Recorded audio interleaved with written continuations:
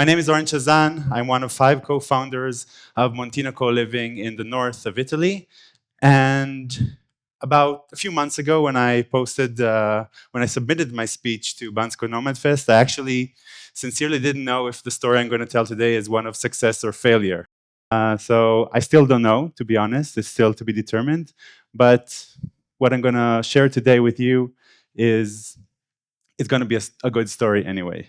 So what I'm going to share today is a few lessons that I've learned along the way from the process of purchasing and renovating our own co-living space. And like Stefanos has said right now, this is happening right now, and I'm so excited and so happy to have this happening. So, I want to wake everyone up a little bit. Who here wants financial freedom? Get up, stand up, everyone that wants financial freedom. Yes, I know it's all of you. Yes, thank you, great.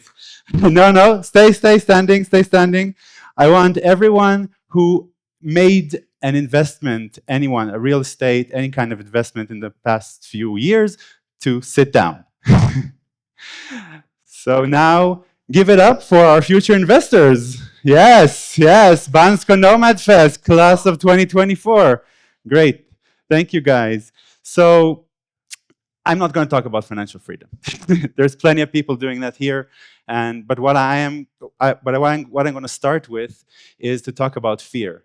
And the reason why a lot of us are not actually moving forward with investment, with buying property, with getting closer to our financial freedom, is we have a lot of fear. And I'm here to tell you, first of all, anyone can do it, so don't be afraid. But also that fear is an important emotion to know and to deal with. It's something that helps you keep your hand out of the fire. It's your survival instinct. It's something that helps you stay alive, basically. And when we are afraid, when we do something big, it's quite natural to be afraid. And before I share my lessons, I want to say something about fear. So the main thing I learned from this project is that fear is an emotion to have a relationship with, because it's a great teacher. It teaches you so much about yourself, about what scares you, and it shows you how big the thing you are doing it actually is, which is quite amazing. So on one hand, it can teach you a lot, but on the other hand, yes, it holds us back. So it keeps us focused on the past. It keeps us obsessing about the future. But in general, I think it's a very good emotion to learn and to understand. And I've felt fear so many times in this past year while doing this project. I felt fear this morning coming up on the stage, obviously. But again, this is something that taught me so much. And moving with the fear, working with the fear is something that will help you a lot. And one fear I'm going to try and tackle here today is the fear of the unknown. So the lessons I'm going to share with you today are things that I have learned during my journey that might help you be less fearful of the unknown. So first of all, I would like to ask you to dare to dream. So if anyone here has already have vision, something that they're thinking of, a property they would like to do, yes, please dare to dream. But I'm also going to ruin your dream just a little bit by saying your plans are going to change. So for us, for example, we started in Portugal, in this beautiful plot of land 10 minutes away from the beach. That was our dream, right? To build a community living, private houses on land that overlooking the beach.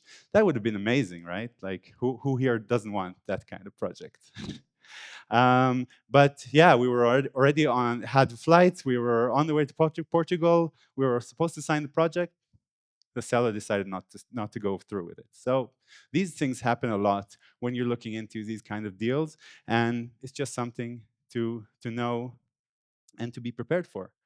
And so after Portugal, we were looking into this building.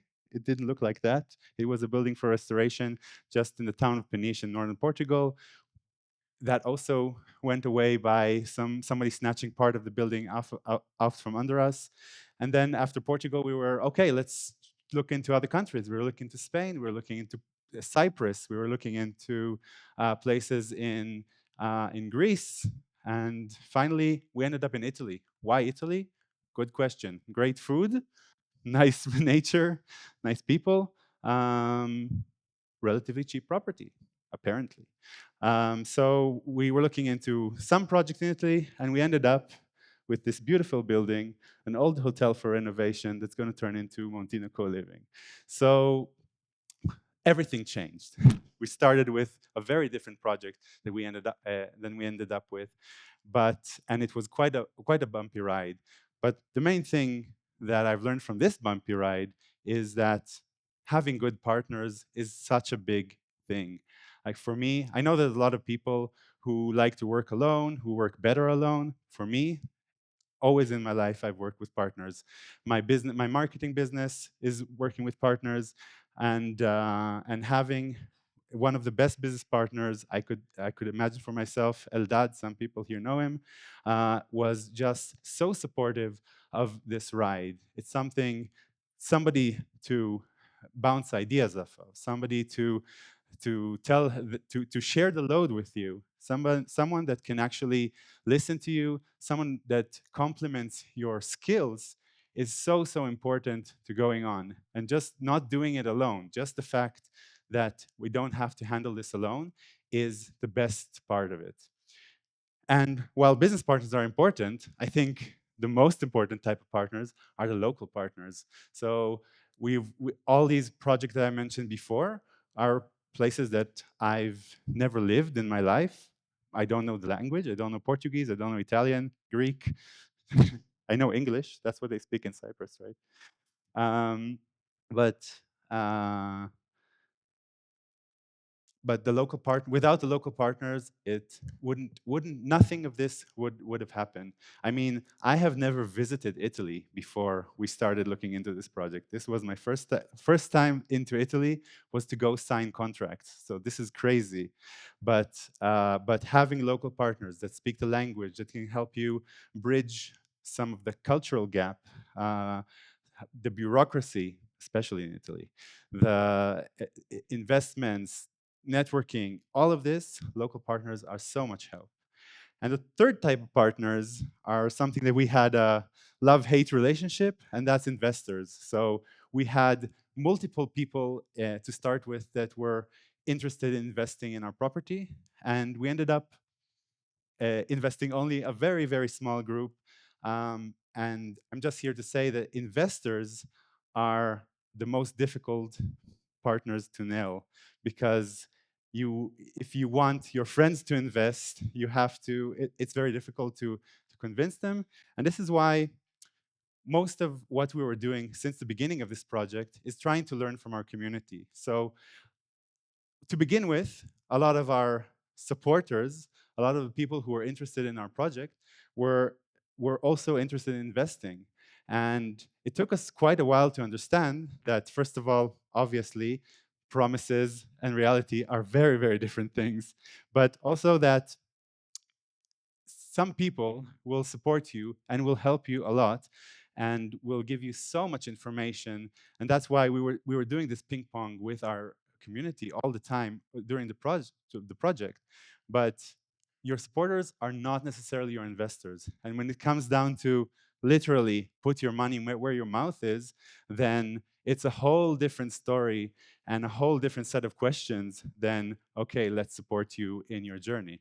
So I've had tens of supporters, dozens of supporters in this project. Some of them are right here in this stage, but most of them didn't become investors, and it's fine. In the end, we decided to go with self-funding, and now we're crowdfunding to do some of the renovation. But one point that's important to notice, that in Portugal, our investor could have gotten a mortgage, and this is something that helped us theoretically raise quite a lot of funds. But in the end, when we moved to Italy and we realized that these people cannot now buy, they need to put in their own money and they cannot get a mortgage for many reasons, it changed a lot. It changed the whole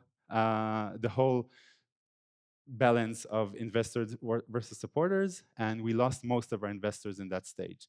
So it's a bumpy ride again, nothing that you can't get over, but investors and community and just having these people around me was a great help, even though they didn't invest in the end. It was just something that really gave us so much information about what we're doing, what we're looking at, and how to do it. And of course, this is something that I've been advocating for my entire career. So I've always been a big fan of learning from failure. So every little thing that happened, all these projects, all these a building snatched out from under us, people not investing, some deal falling through, flight getting canceled, whatever. All of these are failures that are manageable. So I feel like the best thing in life is learning from these things, looking back, seeing what happened, why did this fail, why was this, what happened exactly, and then moving forward, learning your lesson, and and just failing forward to success. So, um, second. So one thing that really helped us learn from all these failures that that we've had over the years, mini failures, let's say, over this past year, was actually having a vision. So this is something we didn't do in the beginning, and I highly recommend this. So when you go on the road and start looking for properties, whether it's real estate or whether it's buying, renting, building a co-living, whatever, is actually having a lighthouse. So a lighthouse is something to look up to when you're in the storm, when you're in the sun. It doesn't matter. It's something that you can look up to, and basically help you when you have these failures, when these things happen to you. Then having a lighthouse will really help you to refocus yourself and move forward. So in a huge, massive sea of real estate porn that we've been looking through during this whole year, I think we probably looked into about at least 100 properties in those multiple countries. In the beginning, we really had a difficult time knowing how to filter out all these real estate. And it's a really fun, actually, task to go through real estate listings. I don't know how many of you are into that kind of kink, but uh, but but it's really fun. But also, it can be really time consuming and energy consuming. And having a lighthouse can help you narrow the funnel in order to get better properties and narrow it down to things that only are answering your lighthouse. So for us, our lighthouse was being close or in nature. We wanted a place that we could call our own home. We wanted a place that we could invite our community to stay with us. And yes, of course, we wanted to have a solid investment, something that will lead us forward towards financial freedom. And the last thing that, the last lesson that I actually want to share with you is how much of unknowns there are. And I think one thing that I understood is that you never can know what to expect. And when you go on this kind of ride, on this journey towards having your own property, whether it's something communal or just your own thing, it's you have to deal with so many things. And I'm not saying this to get you off this idea of getting property. Quite the contrary. What I'm trying to say is be prepared to not be prepared. So you're gonna have to deal with so many things that are so difficult to deal with. So we have a small list here, but I don't know. I'll give you a short example. So we had to deal with an accountant in Italy that we wanted to sign we needed to sign a power of attorney because no one of us lives in Italy, and none of us are there now, and we want to buy a property without actually being in Italy. So this is something most people don't have to deal with, right? Most people, if you buy a property, you go to the place, you sign the deal, you show your passport into the notary, you'll form a company, whatever you do. But we're doing all of this remotely because we're a group of 5 also in different countries, different nationalities, and suddenly we got, out of 5 people, we got one typo, one small typo in one of the names on the power of attorney, and this delayed opening a company by like 5 days, and that starts a chain of events that's changes everything and makes everything different. And I'm here to say it's okay.